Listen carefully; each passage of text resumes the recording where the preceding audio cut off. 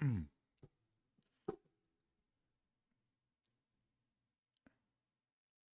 me make sure the stream is going.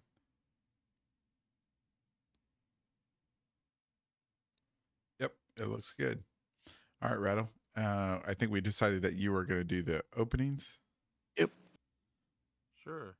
I'm not seeing He the will. feed yet, though. You're not seeing the feed? On YouTube. No. You may want to refresh.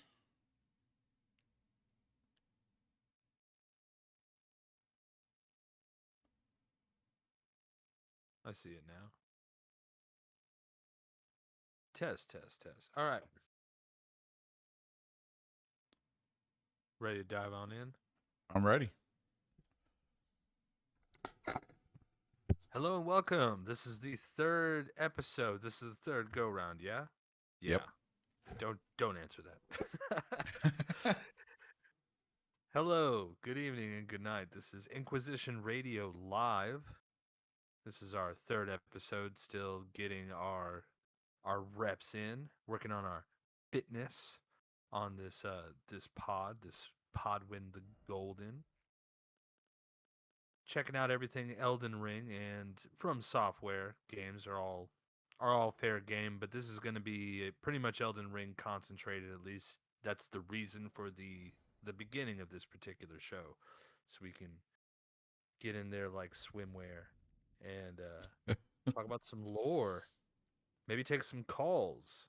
So we have three hosts here. I am Rattle Boyal. I also make videos under the name Serious Moonlight, but don't tell anybody. Joined by the illustrious Golden Inquisitor, who Hello? brought this entire group together. I spoke over your hello. I'm sorry. No problem, man. Can you turn up your mic a little bit, please, sir? Mine? Yes. How do I do that? Let's do it. How's that? Am I up Perfect. in your ear holes now? Yeah, that's perfect. Thank you. Excellent. That's what's up. And so yeah, that was Golden Inquisitor, and then we have the honorable Boss Saucer Niner 42. I don't know. I'm just gonna call you Boss Saucer. Sure. The numbers, no, they don't matter much. He's more than just I'm a just number. called. Yeah, I'm just called Boss Saucer, the water guy. Not for long. Foreshadowing. But yay, another day, another episode. Indeed. So the whole organization or the whole angle of this podcast is to talk about is to really just be able to talk it out, have a little bit more room to stretch out, maybe say some ideas. It came from a call-in show that the Golden Inquisitor was holding and has been holding. It's a lot of fun, and you should check that out on Saturday nights. And you can consider this a spin-off, so to speak, where we can kind of just breathe a little bit more. We still want to be able to take calls. I don't know if that's going to happen this episode. I'm always down to clown. But again, we are just sorting it out. We also have a fourth chair that we'd like to start bringing in new guests all the time, or whomever would like to join us in these conversations. And perhaps maybe next week we can have our first guest if y'all don't mind. But we have already a fourth person. Oh, do we? Yeah. Do we have? Yeah, we have the mute invisible man right next to you.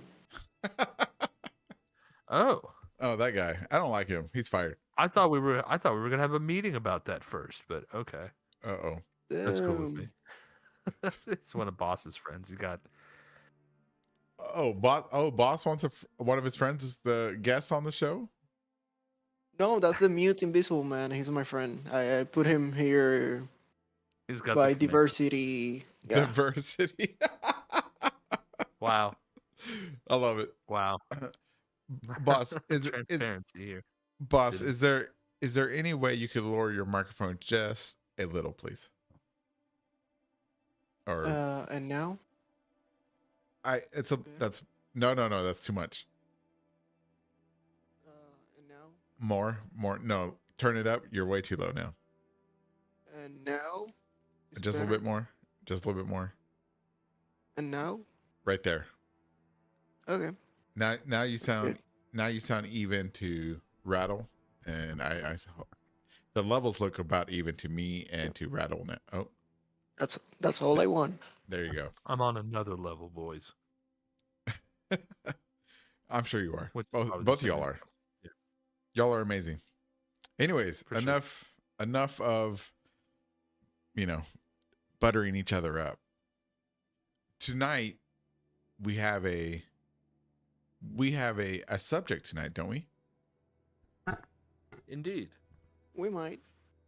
Something to corral us in a little bit, but Uh huh. we just let it happen. We don't know where we're gonna end up. Uh huh. And You want me to say it? yeah, I'll say it. yeah, It's like, okay, I didn't realize you're the didn't intro realize you guy. were cueing me. Yeah. Oh, Yeah. okay. We're still in intro. Okay. Well, Yeah. shoot. All right then. Yeah. So I mean, as I'm sure anybody who would tap into this kind of show probably knows, it's kind of easy to go off trail when you're trying to talk about this stuff, as everything kind of connects to each other as we try and figure out this mystery, this story of this universe in this game that's deliberately kept very ambiguous. So we had the idea of maybe having just maybe a broad topic, like a very broad anchor, to make sure we don't veer too much off course and give listeners whiplash. And tonight we're going to talk about the concept of puppets in Elden Ring. Amazing. One of my weakest subjects, which I'm happy to learn because I will learn with the audience, which I'm happy to do because I love this game. I love it. Why would you say it's one of your weakest? Because I really focus on like the demigods and incantations and just lore from that perspective, like the stuff from like Caria Manor, the things with the Carians and stuff, and the sorceries. Those are my like my weak spots there when it comes to the lore, because I've never been a fan of like sorceries or the stars or anything like that. So, um, it's a little weakness of me. It's a little chink in the armor. Right, right. Well, I guess fortunately puppets don't really, they're not sorceries, Uh-huh. right? They're in the well, before we dig into it, let me give the same type of question to Boss over here. How do you feel about the subject and lore of puppets in Elden Puppets. Ring? Well, they have real good potential to be spoken for because we can go for who made puppets, who created the puppets, basically system, or if puppets are related to something that we already know. And this is for Golden. I think puppets are pretty important for godhood. I'm just letting you know. Really? All right. Yep. Oh my.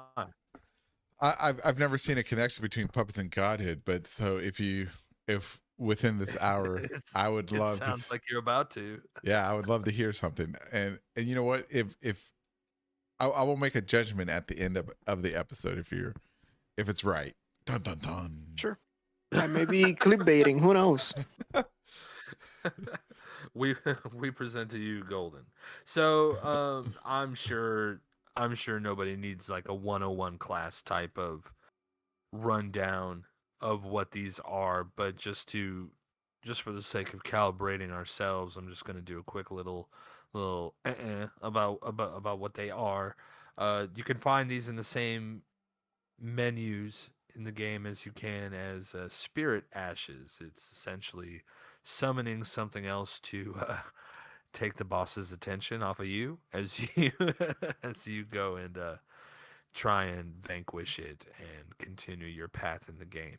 But just like any other item in this game, they also come with descriptions and specific characters, beings, and personalities, which, in my very poetic and romantic way of looking at the game, hold a lot of weight Uh-huh. pertaining to the story, as this game doesn't really bonk you on the head with sentences and cutscenes telling you what it's all about. You gotta do the digging. Right. if you want to find it out. I think there's a lot to be found amongst these. And So okay, so where do we want to begin? At the beginning, is there like a beginning for puppets, or do we want Yeah, to begin where we first find them? well, if I boss think is both onto can work. something, he can jump in, or I have a question to start you guys off. Sure. Ask your question. I think that's better. Okay. Well, anything I do is better, so that's smart. What I would say Damn. is that sounded really gross. I wanted it to be funny, but that's what I get for trying to be funny. So I mentioned earlier that these are all found on the same menu as Spirit Ashes, the Ashes menu. They're not referred to as ashes; they are specifically called puppets. And furthermore, they have a different color in their hue. Why do you think? Well, here, let me say it like this. What is the difference between a puppet and a spirit ash? It sounds like I'm telling a joke. I'm not. I'm not. But what's the difference, boys? Boss, do you want to go first, Goldie, if you oh, I can go first. uh, In sure. my grand golden ignorance, from what I understand, a spirit ash, they're gray, right? And so what they are the ashes of someone who's died. And so when you summon them, they're not really alive. They're just like mimicking battles or remembering battles that they lived in, right? So they're kind of like ghosts. And from what I understand, a puppet is a mechanical thing, right? Like in real life, like a marionette, but they're they're shaped in the way of somebody, or in a way that represents or mimics a person that was once alive, right? So, but they're not, they don't have a spirit or a will of their own. So the person who summons them kind of controls them, or can look through them, in a sense puppeting them in the purest form, I hope. Right? No? Got it. Yeah. Got it. No, I mean Uh, we all got right, your episode ballot in the over. box there. All right, episode Episode over. over. Yeah, that was great, y'all. Close Thanks the for coming windows. out. Thank you, all three of you, because I know our views count toward. I'm just okay, boss. You're up. Yeah. Well, that's actually interesting because I would be with him if we wouldn't have.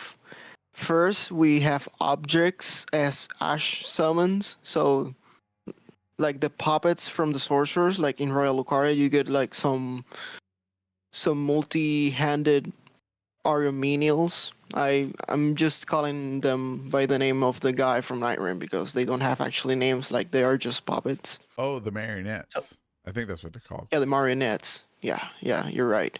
Then we have the puppets that Celivis gives you that they are actually people. They are alive, but Do they only come from their Cell? will has been taken over. I think we will go over to proper puppets in a few minutes, but they are alive people with physical bodies. And we have well, would be yeah, we have alive puppets. We have ashes. I think I'm forgetting something. Oh shit. Well, But yeah, I we mean, we we have you're not definitely ashes. on We to have it. alive beings as well. Oh, and Latena the Albulneric, she becomes willingly an ash or a puppet. We need to check the hue of her color, Latena the Albulneric, because she Right. becomes sunnable. But is she a She puppet? she's like gray. Is she an ash? Is she dead? That's, these are all That's fantastic interesting. questions. I'm glad I have the game turned on right now. I wish I had the answer for you. Yeah, I agree with the both of you. It seems that ashes, the spirit ashes, you have a box of ash that you were holding. It's the same one type that sits in front of Roderica on her little picnic cloth that she has spread out in the round table hold, and you hold it up as you ring a bell, and there's a big old mystical fart sound, and out comes somebody that looks just like you, that pretty much plays the game and beats it for you. And Nice. as The same type. I believe it's the same mechanism for puppets themselves. But yeah, both of you hit the nail in different ways, but both on the head. Puppets seem to be based on beings that I don't know if they're truly dead in a world where nothing dies, because we can find all of their bodies and such. Down if you're looking at the footage now, we find Celivis's goon cave, and you see these representations all just chilling, hanging out, not with each other. It's like a really awkward party. They're all in their own little corner. I've been to parties like And that. there's I'm not uh, legally able to confirm. right.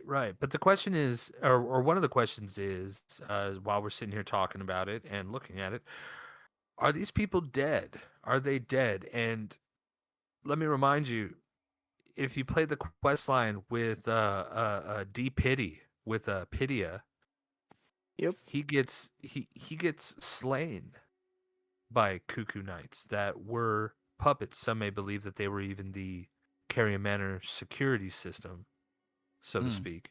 So does this say that like are they dead? Are they actually dead, or can the whole puppeteering process be undone and Oh, they wake up? that's a good question. I never thought about it if it was being able to be undone.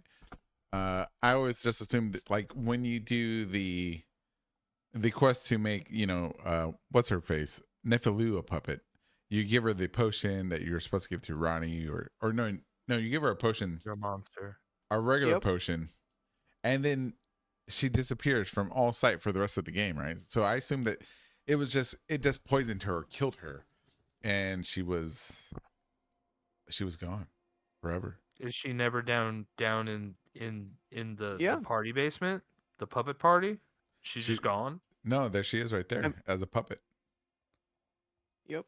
And I was gonna Oh ask you wow, there guys she as well. is. Like, there's two types of puppets. We have the mechanical ones, and we have the organic ones. That basically is Nefeli and Gideon's friend that Celivis Dolores, made it D- into a puppet. Silent Yeah, Hunter, Dolores. Sleeping Arrow.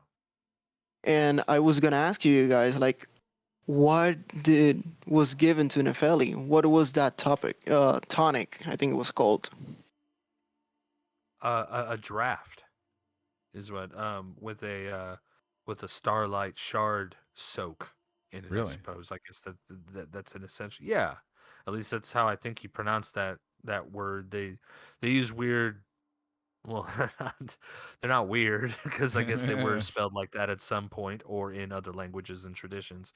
But they use it's spelled Draught, which I always understood to stand as draft. Oh. Oh, okay. Wasn't it? Okay, I understand what you're saying. Yeah, I think so. It's something Is like it a that too, poison? like a drought or something like that, or Drop, something like drought. that. Yeah, it's like the old English word because they use a lot of old English for in this game and stuff. Oh Um, yeah, everybody be calling it a gall, but it's jail. We right. know who didn't play Bloodborne when you We, call it gall. we have But a comment from Annie Nikapu. She says, "I think Celivis was ordering all the baby oil from not Pedia." What? Wow, Wow. what a surprise! Celivis was in the files. What? Hold up. I The think it's Helix because Tree I've been files. calling him D Pity Deep Yeah, P pity. Diddy. for a little while now. Oh Yeah. Pitia, Depedia. throwing Oh yeah. Oh pity To man. party. Yeah, to explain more of the tonic, I must remind you guys that if you get further in that quest, Uh-huh. Celivis asks you to get a Amber Star Shard to make a special tonic for Rani because he wants to make Rani his puppet. So that this implies that a normal tonic is made with starlight. And I'm willing to say that the tonic takes over your body, takes over your will, and if it's a star related, it takes over your destiny and makes you a metaphorical puppet physically and spiritually. He is the owner of you because he takes over your fate. Oh, that's So interesting. that's my guess. How does that differ from Amber? Well, the Amber Starlight Star Shard, I think he was Don't take me into, into quoting it, but I remember that he said like only a Umber Starlight can change a Empyrean's fate. So he needed a special fate to control her fate, like, to override her fate is the best word. Really? Okay. And Huh. I must remember, well, I must remind you is the better word. I do not know English. Uh, we find actually two puppets in, well, twin puppets in Norkstella. So the Nox already and most likely created puppet technology, and the Karians just carried over, or they were taught from them. So Oh, you think being like a in kind of puppet is about stars and overriding fate and manipulation of that fate of this person. you know I'm what's not sure. interesting is Yep. to get on your wave there. If you look up the like the item description for a Starlight Shard, it says a prized item that was once used in the Eternal City as an ingredient in intoxicating drafts. Hmm. Damn. Hmm. It's Solar Circle. We got it. Let's see. We did Elden Ring, boys. Jackal's got a comment. He says, "I think the color of the drought have alternate effects and a nickapoo." She says, "Amber ones control God's fate. Regular stars control peasants' fates." Yep. Pretty Ah, sure. Yeah, the Ember ones are special because they can like they are special because they can override a Empyrean's or a God's fate. Hmm. And remember, the Starlight is found in Altus Plateau in a statue of Millennium Megala. That's weird. Hmm. Man. here's a random question for you, Golden. Oh, Okay. go ahead, please. No. I was just gonna make a You comment talk saying about that. this game being full of aliens. Maybe I want to ask you, do you think, and I don't want to put you on the spot, but at the same time I kind of do, Okay. how Always. with the as Anna Pikachu is, I'm just kidding, a Nekapoo says about the Starlight Shards pertaining to the peasants and Amber to the gods, do you think this could be a difference in aliens, a difference in like a difference in species, so to speak, difference in beings? And I know that's reaching, but for the sake of the question, I don't know. I'm just curious. Oh, That's okay. my So you're suggesting you're asking if the regular ones are for Elden Earthlings and the other one is for people who have like hybrid blood or from another planet, right? The amber one. yeah, almost Is- suggesting everything gold is an alien compared to I, your standard I would say yes. your standard Elden Earthling. I would say yes. If I continue with the alien theory, which I love to do, I would say that things from outside of Elden Earth would need something different to control them because their fate or their reality or their shimpi wouldn't be the same as what we find here on Elden Earth or in the lands between. Yeah, that's So basically Glintstone. Chimpy right. from outside. What? Oh, making connections. So yeah, I would definitely say that's in the realm of possibilities of why it needs to be something else. Um, yeah, I think that works. Let's see. And also has a question for you, uh, for the both of you. He says, "What about Renala's amber egg?" The Well, root of the unborn, so to speak. yeah, the Right. egg. So so it being amber, like amber starlight, I think he's trying to make that connection there. Is there a connection there to be made? I Uh, wouldn't say yeah. I think the amber egg comes from the earth tree, so it's amber from the earth tree. This amber starlight shard is quite the unique amber because it's amber from space. And Selen, she says to us that Glintstone is the amber of the stars. So this amber is maybe called amber from its color, Hmm. most likely. But yeah, that would be my view. What about right, you? What right. about you, Rattle? I agree with Boss in the sense that I don't know if they're exactly the same things. One of the things that I remember a lot about whenever I think of the Amber Egg was Zully the Witch had a 2-part video of looking at mods examining the egg closely and how there was a if you haven't seen this, check it out. Seriously, it came out like 2 or 3 years ago. But you can see the amber egg that Renal's holding just looks exactly like that. It just looks like a big old to me it just looks like a big old margarita bowl. But if you look closely at the cutscene while Renal is crawling towards it and it starts farting the miasmic black smoke and such. If you look real close, you see a bunch of man, I guess kids, the scholars like folded up and stuffed in there. It's Really? an egg full of beings. Yeah, and I'm not making this up. Like seriously, go check out Jazoli the Witch's video. It's really good. You can see it real close up. It's kind of narnar to look at, honestly, but it's there and it's a thing. So I think they're different pieces. I don't know if that's exactly what Nas is asking, though. I pulled up Amber Starlight here to help with item descriptions. You see, if the stars command our fates, then amber-hued stars must command the fates of the gods. And that's where my interpretation always comes in. Like amber is more of like an amplitude of power. Yeah. You know that's the difference. Like a god's having more quote unquote power, and we're trying to keep this within the realm of puppets, so I won't just start yapping about that as I incessantly do. But power levels are a thing in Elden Ring, and in order to ensnare a being of that level, you need something a little bit more potent. I think that's where Amber would come in. What it has to do with Starlight, I don't know if it's we call the other one Starlight Shards, so video games, so we're gonna call this Starlight. I don't know if it pertains in that purely mechanical way or in a lore type of way. Mhm.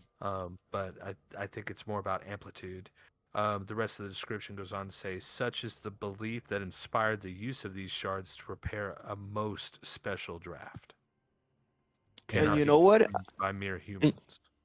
yeah, and you know what? I can confirm that Amber and Glintstone are basically cousins, if not siblings, in how they are used.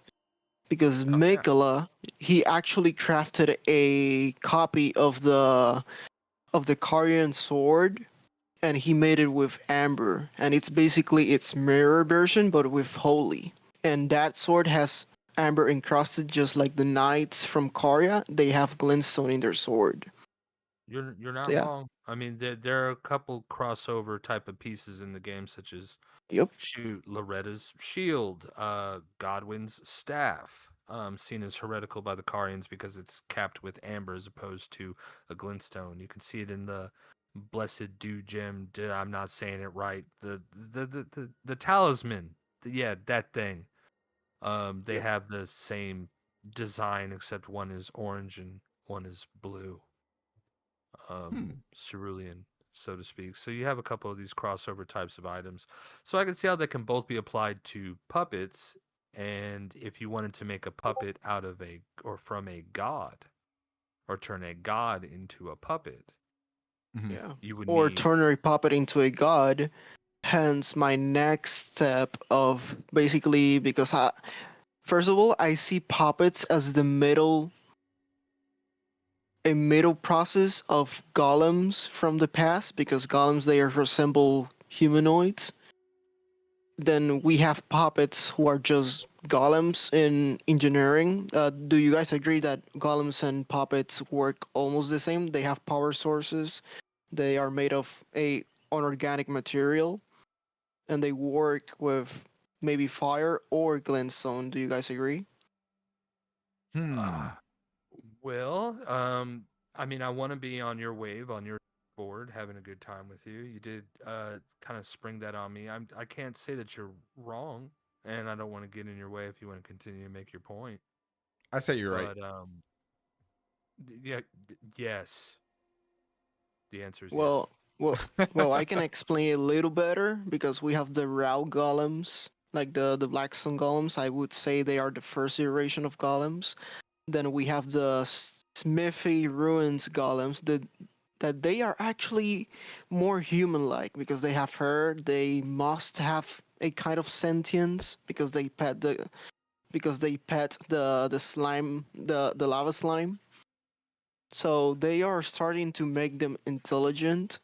But it seems that the sorcerers from Liurnia, they decided to not make them from stone anymore and started make them more simple and out of wood. But then we have the Nox making people into puppets instead of making from zero a golem to a puppet. They just made people to a puppet. But I think they wanted to create a artificial life. That's where albunerics come in because instead of doing artificial life from scrap, from inorganic material, just like puppets or people into puppets, they started to use silver to create their own living beings. And maybe that led to mimics, but let's not get ahead. What do you guys think of albunerics? Uh, Well, let's stick to puppets for right now, boss. yeah, So, let's yeah one. that's pretty. Yeah, I would love to yeah. hear you unpack that, Oh and yeah, hopefully we I'm can getting come back to that. excited. Yeah, Don't worry, I'm sorry. take take a You're deep great. You're breath. great. Take a deep breath. Take a deep breath. We And, got a question. We got a question from Anenikapu, right here. come The on, question bro. is, I tried my best. Here we go. Question. She has a question. It says, if Amber Starlight guides divine fates, Blue Starlight guides fate of people. Do artificial creatures have fate? And if so, what can guide it? Oh my goodness! Now we're getting into Albernorics. Well, well, well. I can weigh in on that one, and it kind of touches in on what I wanted to like, because I didn't want to just cut boss off, because I mean he's cooking, Right. and Oh there's no, don't nothing worry. wrong, and there's nothing wrong with that. This Oh, is So, oh, our wait, show, not but mine. So keep but wait. going. She continues with hush. her question. But if Oh, they're okay. artificial, then maybe. Oh, maybe she's answering somebody else. Anyways, let's go on with the first one. The first part of the Yeah. question. Okay, excellent. So, as far as artificial creatures and such, Boss talked about golems, however I'm supposed to say it. I'm not a scientist, but they could be considered puppets, not in the same way of what we started the story talking about. I think what we're talking about are specifically puppets with the ash mechanic, that seem to come from Celavis, no matter what their origin is. But when speaking of artificial ones, we have golems, we have marionettes. The difference in the golems that Boss is talking about, though, is some seem to be powered by fire, whereas the ones that we find in Rao, in the ruined forges, they seem to be powered by a gem, uh, uh, like a tramp stamp of like Yep. a blood gem A red or glintstone. whatnot. So perhaps that could be touching in on like something a little bit closer to what a puppet is, in Yep. a sense that it's different in the sense where it's like the puppet where we're ringing the bell and it's being formed of ash. We're calling upon the life that is not artificial. It's the essence of something being borrowed because it's currently transient. It's currently free of its bounds by some kind of special process, I suppose. The intoxicating draft made by starlight shards. Whereas the golems, or as particularly the ones in the ruined forges, seem to have a mechanism similar to like what Selen is doing with her primordial glintstone, where it's more like a thumb drive Yep. transfer into a corporeal material, like plugging it into something as opposed to summoning out of nothing. Hmm. Yep. I have Raya eyes right now. They're looking in different directions. I'm giving myself a nosebleed. Yeah. Don't I worry. I hope that kind of touches on that question. I swear I'm listening.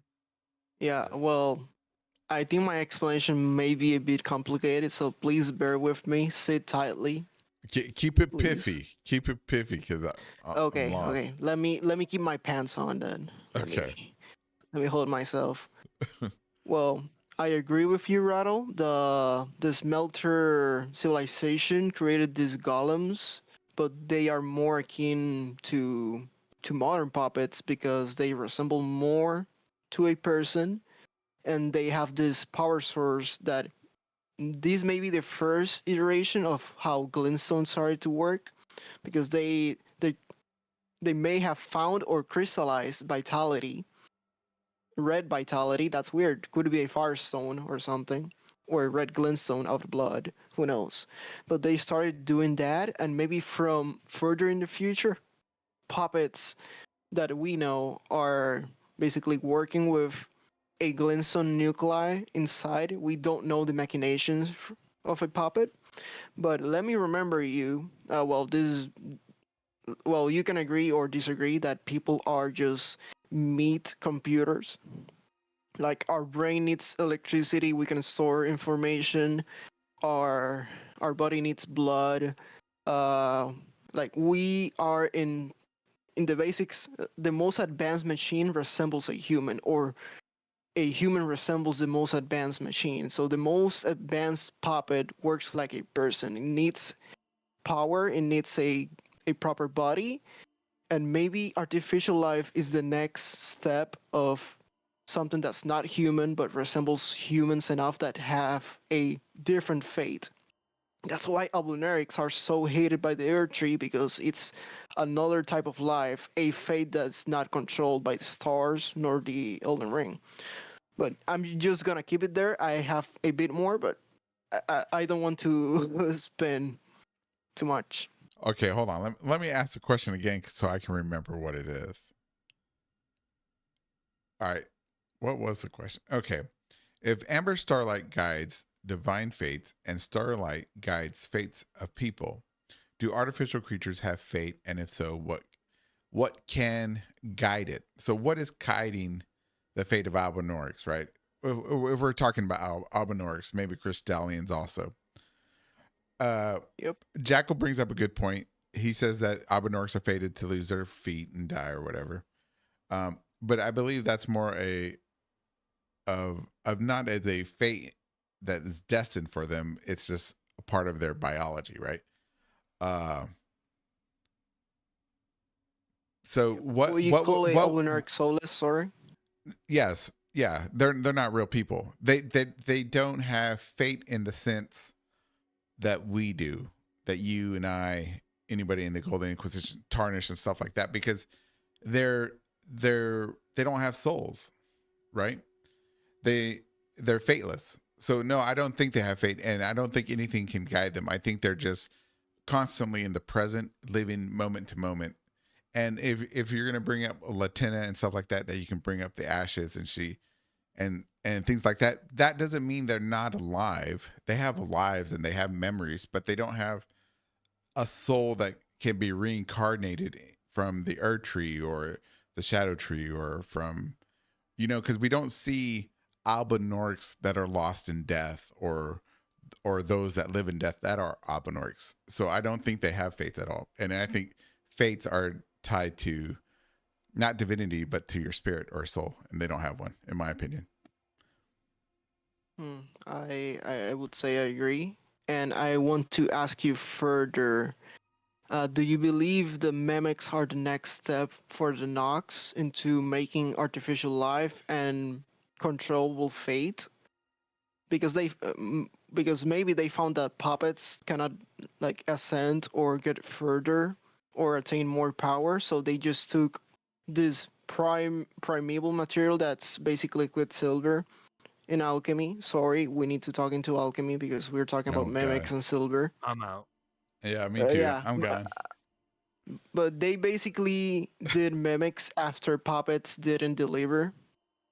But And what are your takes on mimics? I don't think they are. I don't think they are an evolution of the puppet thing. I don't think they Me are. neither. I'm sorry, boss.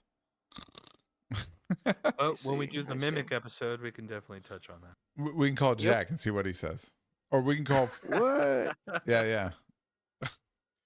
Pharaoh says he loves mimics, Yeah. Right. and Nostal says fate does not require a soul. I say it does. Otherwise, you're just a nothing. You're just I nothing. don't You know if just matter. something. I don't know if something artificial would have a fate. Yeah. Well, And I feel like Ablunarics have it. They are I think fated to lose their entire thing legs. about it. No, that's figurative speech. That's not a I a mean, you're fate. confusing fate with destiny That or too. an Yeah. irrefutable outcome or futility. I don't think Latina But has I her own mean, spirit. but this isn't the Merriam-Webster podcast, so Right. I'm not Yeah. trying to shoot you down over a word. But yeah, that's just where my current understanding goes towards usage of the word in that regard. Now, what do we think Celivis was up to with this Amber Starlight Shard? Obviously, we know his plan, his plot. He included it with us, and I have another like supplemental question to kind of latch on to that. And it's not really my question. It's a well known theory that has floated through the community for a couple of years. What did Celivis want Ronnie for? And then the sub question is, do we think Pitia was really old D Pity was really the architect of all this, maybe working through Celivis, as we find Celivis dead in that puppet like that puppet like posture that's Right. to be reserved only for things that end up either having their heart stolen. Well, it's not even the same as that, but No. end up turning Yeah. into spirit ash or turning into puppets. Well, I would say that Sullivan had nefarious, probably sexual things that he wanted to do to Ronnie. That's why he wanted her. Uh, Kind of like Gertrude in Dark Souls 3, to keep her in a cage as a pet and do nefarious things to her. Um, he was not a good person, I believe. And I do believe in the end, it was Pedia that was controlling uh, Sullivan's, because if you think about it, the Abenorks and Pedia himself were enslaved to the Carians, and what better way to get some type of revenge or retribution against his masters or whatever is to enslave one of the daughters of the royal family and keep her, in prison for all time. Oh, Pity was an Avenarch, wasn't he? Yeah. I knew Yep. that, but didn't really factor that in. And that would be So my answer. Celivis in himself was a puppet creating puppets No, via Pitia, the puppet master. yeah, yeah. So Pidia, he doesn't have any feet or anything. His mobility's down. So controlling a puppet allows him, in my opinion, in my headcanon, would allow him to see the world, experience the world, do things in the world, and not be judged as an Arbonarch, and able, yeah, and all of that. He'd be able to walk around normal in disguise and see things and be places and, be his own personal spy network. I think, yeah, I think that's the way it worked for him. And that's why, really interesting. and that's why, there's all these puppets everywhere. We like, if you want, we can go through the puppets in here after the question. Sure. And we can go through and tell you where all these puppets are from. So Pity has been watching us forever. The Swordstress from the Celia town right here. We have an Omen killer wherever we find one of those in Altus Plateau. We have Dolores. I think the death of Dolores, or making her a puppet, was a personal thing to get back at Gideon, because she probably chose Gideon over him. A finger maiden, so he can corrupt the tarnish or lead them to their death. This guy, I have no idea. And then you got Sullen. So Sullen most likely was in league with Pidia, or probably taught Pidia how to do it. And then Pidia was like, "Hey, you know what? I'm gonna do. She's gone for the moment, or she's missing or exiled. I'm gonna do it myself. I'm gonna keep on going." Hmm. Now that Well, his master's gone. Go ahead. yeah. Well, my answer is quick. Well, we went over on how making you a puppet takes over your fate and basically renders you into a object, right? What Are was you that? waiting for an answer? Is that not rhetorical? Well, you guys can answer really quickly. No, no, I don't think you need us to answer. Go ahead with your point. Oh well. Well, basically my take is a yes, and basically godhood has a fate because Rani's fated to be a god. So Celebus wanted to take on, like, take control of her fate and still make her a god, but he would have a Empyrean slash a god into his control. And this basically connects with my statement a few minutes before about how godhood relates to being puppets, because puppets, they have a controlled fate and gods have a controlled fate too, because the Elden Ring controls fates right now. And who controls fate? I mean, who controls fate and the Elden Ring? The Greater Will. So technically we are all puppets of the Greater Will, but a god is the Greater Will's special puppet. So that's why Trina says godhood is a person, because basically you are their puppet, their personal puppet. That that that was all I'm going to say. Nice. Wait, I'm not done smoking this bowl yet. Keep going. I No, didn't I'm even just think. playing. I didn't even think. Look at it that way. That's an interesting Yeah. concept. Doesn't Celis have some dialogue calling Ronnie as the doll, like the greatest puppet or the best puppet ever made, something like that? Yeah, an Right. I Empyrean, always a took that puppet as of a god. okay. So I always caught that as being kind of entranced with the idea of this exact concept working in front of him. But at first I was wondering if because he was part of Ronnie's outfit, maybe he, with the whole Black Knives, Night of the Black Knives plot and all that, like he helped facilitate part of this plan because he did so much puppet stuff by getting Ronnie into this puppet body. But he seems almost like he doesn't understand the state of what Ronnie is and wants to take control of that and calls it like the best puppet ever made, that type of deal. Hmm. And I'm going through his dialogue right now to try and find Yeah. that because I might be sounding like a complete idiot right now. Jackal Khan So on. does he fails?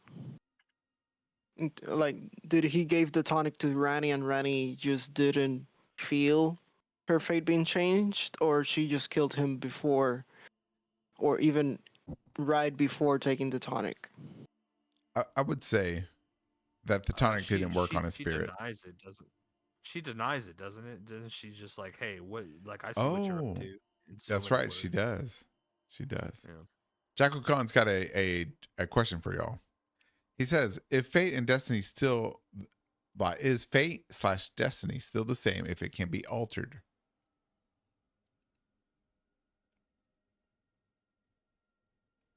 Hmm. Rado, you can go first if you want. I'm sorry, I was looking for the dialogue I said I was looking for. Could you repeat the Oh, Oh, question? damn, sorry. oh, is fate slash destiny still the same if it can be altered?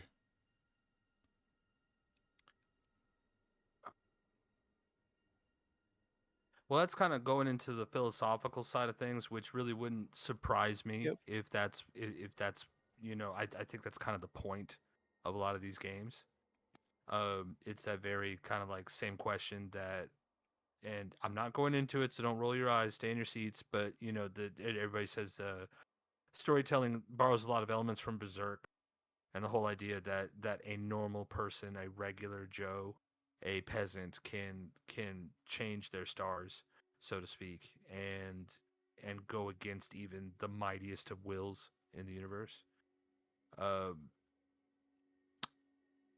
as far as being able to change it disqualifies it from being called a term, then maybe that's a riddle in the game, and I would say, can you come up with a better word for it? Okay, boss, keep it pithy. Well, I, of course. I won't go overboard anymore. Don't worry. Don't worry.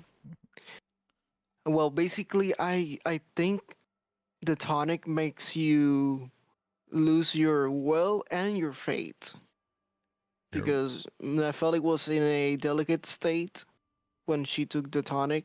Like she lost her will previously to fight, and basically her fate was basically fussy. So she was pretty maybe pretty easy to take over. But Rani, she is a strong-willed woman, obviously, and she has a clear fate. So maybe she overrode the tonic. Maybe he was off by something, or maybe Rani, just like we know, she's not fully embedded on the puppet. She's like half out, basically.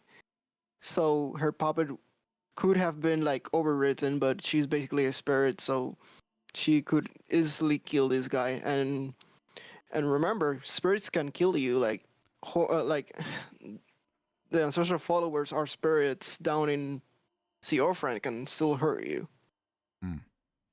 Okay. So maybe she just killed him when Hmm. he tried to take over the puppet. Okay. So is fate and destiny still the same if it can be altered? My answer would be no. Um, if it can be altered, it's not destiny or fate. Yeah. And yeah, that's pretty much it. That's my answer. It's not the same. Because Yeah, and fate can be dictated, so you don't have a specific fate, but the Elden Ring controls your fate, so your fate is whatever the Elden Ring or the god decides. And basically, if it takes over your will, well, basically the will is your basically what would be the word? Your ableness to complete your fate. So the tonic takes over on the specific fate and the possibility of completing the fate, your will and your destiny. welcome back, You know, Calistro. what if it, Callie. okay. Well, what if we looked at it in a little bit of a different way in the sense that okay, so the stars used to be studied to determine the fate and direction of the astrologers and then onto the Glenstone sorcerers and such. What if the idea of just having one starlight shard gives you control or over the fate of one individual? And maybe that could be some kind of play on what they're doing Well, in the game. when we use the word fate like that, are we using it in instead? Are we using that word instead of willpower, or not willpower, free will? That's Because a when great it question. when it comes to fate and destiny and stuff like that, if you believe in that stuff, that means you don't believe in free will, and you can't believe in both. In my opinion, because one overrides the other, and you can't have fate and destiny and believe that you can do things as you will. And if you believe in free will, a person who really believes in free will does not believe in fate or destiny at all. So if they're using the term the way the word fate, I think they're using that as a, what is that? What's the word? A way to trick us into thinking that where they're talking about fate and not free will, because then you're taking away somebody's free will, right? And to me, that's what it sounds like. So what's it called? A red herring or something like that? It's meant to deceive us into thinking something else.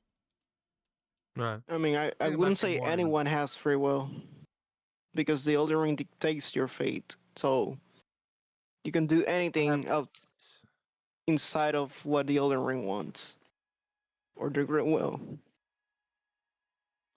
Uh, let's see. Your Pharaoh has a statement. He says, "Since you can turn Nefelilu into a puppet, it would say, he says he would say that destiny can be changed indeed."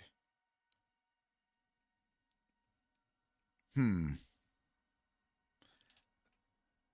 Um. No, I disagree. Right. And let me tell you why I disagree. It's because then she was fated to become a puppet. Because remember that each playthrough is its own timeline, its own reality. And in a playthrough, you change her into a puppet. She was meant to become a puppet in that timeline, in that playthrough. Now, if you reset it and you decide not to do it, then in that other reality, in that new dimension or whatever, her fate wasn't to become a puppet. And that's the tricky thing about Destiny and Fate. Whether malign or good, it was all things are meant to happen the way they turn out.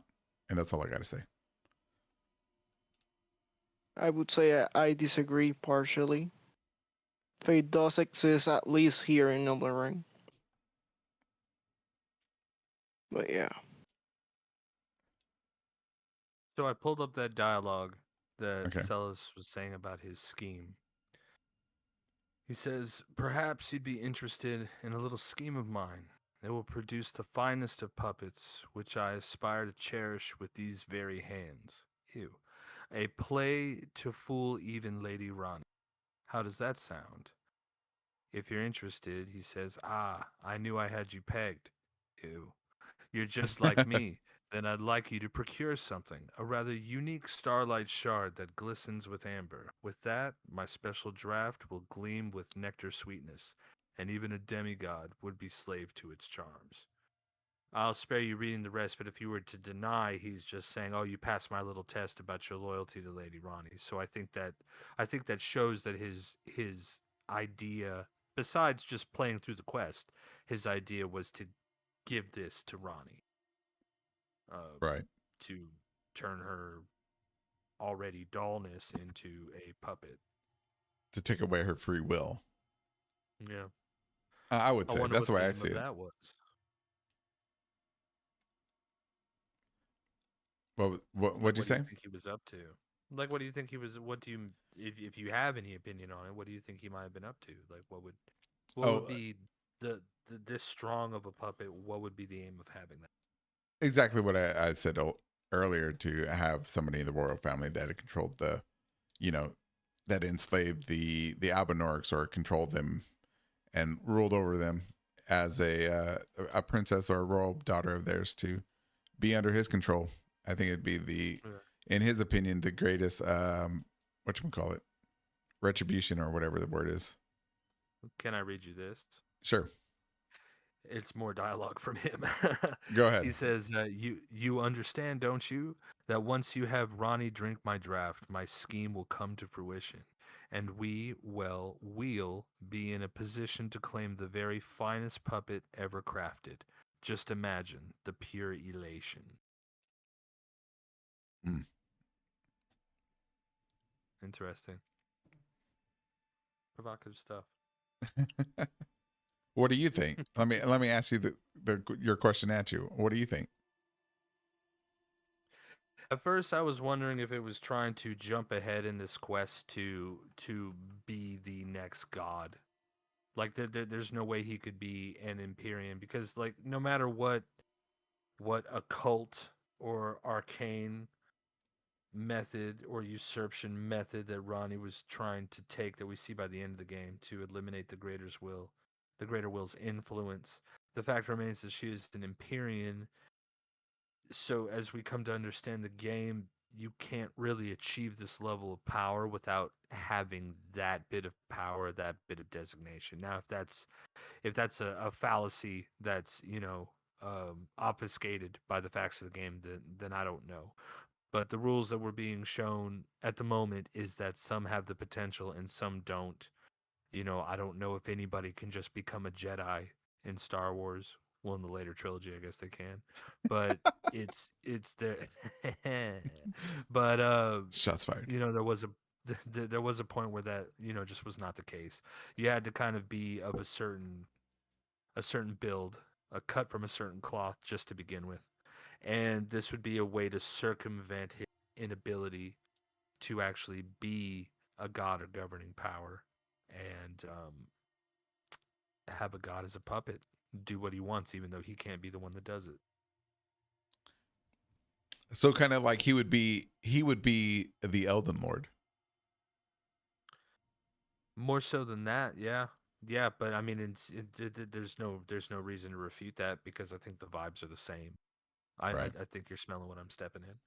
But I feel then you. in another conversation that I had earlier with Anna Apache, she said, like, she pointed out that there's a bed in in Celivis's little hidden room, and that's where he keeps Selin, and that's where he keeps Nefeli, Lou, and he's talking about Ronnie and the elation, and and that made me feel really gross. So maybe end of the day, he's just A gooning. gooner.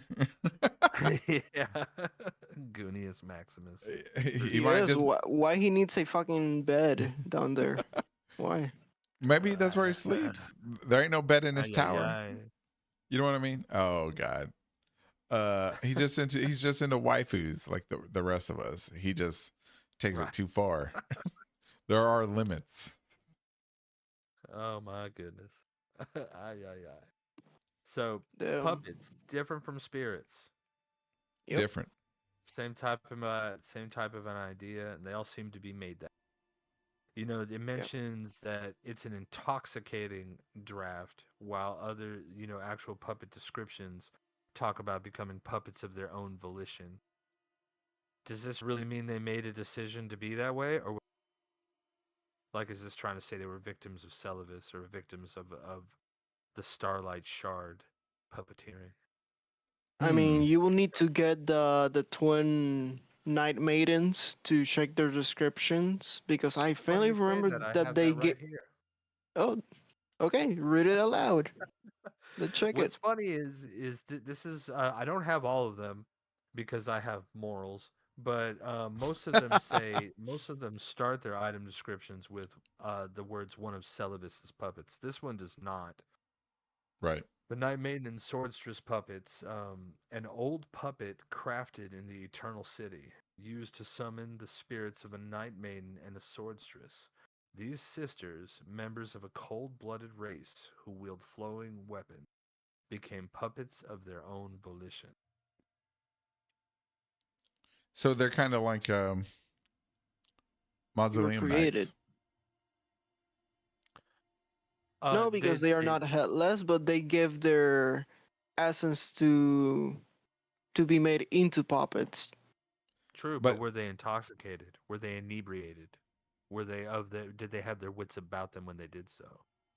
Well, we will need to believe they were willingly because this is because they are night maidens, so they are like really high in the hierarchy, and they were like entombed in a room with with more night maidens and monks. So I would say it was intended, but who knows? well, Right. volition, the definition says uh, the power or act of making conscious voluntary choices and committing to a course of action. So commonly known as willpower or agency. Uh, And that's But what they lose. The well, puppets, they lose agency. let right. me be a little bit more nerdy though. In saying this again, I'm gonna harp on that of their own volition and intoxicating that term. The other ones talk about being one of Celivis's puppets. It's because they're his, and they're in his little cave there. Whereas this one says they became of their own volition, but when you look at it, it talked about an intoxicating draft. Is it trying to tell us that these were victims of Celivis, but Oh, I see what you're doing. without trying to tell us, without No. or at least victims of being given this, having a little starlight dropped in their margaritas at the club. I'm gonna say no. Oh, simply because because there's two of them here when you summon them, so they're a pair, and we only see one in That's a Celivis's good point. sex Where is dungeon. the other one? So that means that these puppets are separate from what Celivis is doing. His is a single one. I've always wondered that because we see one of the pair, but like, Well, I mean, all Night Maiden and Sorceress or whichever they are, they wear the same uniform, right? So if he's using one to walk around through the Nox City or through one of the Eternal Cities without you know gaining suspicion or whatever, then he's using it in stealth mode or whatever, and he's learning information, he's gathering stuff and bringing it back or whatever he needs to do as a sorceress or a night maiden. But yeah, I don't think it's these are a victim of his evil. I don't know what the word is. Fair enough. Do we have any questions in the comments or anything, or is that our take on puppets, or at least what sounds like the beginning of our take on puppets? Let's see. It doesn't. It might not seem like there's a lot there, but there's a Th- lot there. there is. Yep. I think Um, people disagree with us, mostly Nos and Pharaohs, but don't mind them. yeah, I Oh, don't. yeah, trust me. They're just talking to each other in the chat anyway. Right. It's Yeah. part of it. Um. Oh. Uh. Pikachu has a Wow. question. Oh, and the question is, how how come we are now talking about Celovus being stealthy in the bar to drop the amber into margaritas? Well, they should have asked for an angel shot in the An a- bar. or an Irish car bomb. Uh, The shard bomb. Nostril says he defines Elden Ring lore. I think you do Oh, for I yourself. define Elden Ring more. Yeah. Yeah. So, do we want to keep going, or are we good, fellas? I think we're good because if we get further, we'll need to open more windows into the Nox on or why they wanted to make puppets or why they stopped doing puppets and started doing mimics. But mimics, like we know, is another can of beans. Oh, yeah. All right. So, what about you, Rattle? You think we're good? I Or do think honestly, like, if man, we could go on forever, and then I yeah, it's yeah. really easy for me to get cross-eyed about it. I think we touched on the subject. I think we gave opinions about how it could go in this incredibly nebulous game. It looks like the chat had a good time, and they're still having a good time talking about stuff and figuring it out. And remember, anytime that we're doing this show, as we get better and better at it, we can start taking calls as well. So if you're screaming at your phone or if you're screaming at your screen, there's gonna there's gonna come a time where you can get yours and get in here Right. and let us know what you think and weigh in. These first episodes were kind of just figuring out our swing. That's right. And I And think I'll this one and is the best one. so far, and don't forget that Everyone with you guys, it's the best one. don't forget that also that in the Discord you can join the Discord, and link is in the show description or whatever video description. Yep. Um, and so everything will be there. You just go ahead and talk. We're always there. Somebody's always willing to interact, and most of the time somebody's in voice channel if you really want to like talk it out with somebody. Um, Yep. there's another thing I'm going to be making, or I'm going to get somebody to make a category just for this podcast, because we're going to be back next Wednesday. And so in that category, I'm going to make a section so you can ask questions to us to answer on the show next week. Right. So, you just lay them all out there, and we'll answer as many as we can within reason. So just put them out there, and I'll make that tonight before I pass out. And that's it. That's all I got. I'm gonna say one more thing before Boss does the outro. Also, let's have an Elden Ring Suno competition. Oh We shit. want to hear some. Damn. We want to hear some original music made about Elden Ring, and in the Discord there is a feed where you can post those files, and if you get an LOL out of any of the breaks while we listen to them, we may just bless the chat with that heat, Oh that yeah. fire. We'd love to hear it. It is AI, which is I funny mean, you can because record it yourself too. I mean, you can play guitar and sing, and oh I don't yeah. know, play your maracas. Hit them castanets and yodel in the microphone.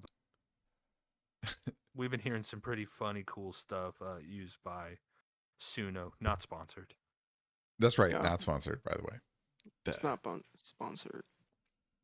But it's just fun, silly stuff to pass the time. And It's fun. it really is. I have a lot of fun with it. Yeah. Work on how you spell America so you don't get America. So Make everybody turn off if you hear that. the way I've spelt Well- it, everybody, is Merica, and Mikla MIK-LA Mikla.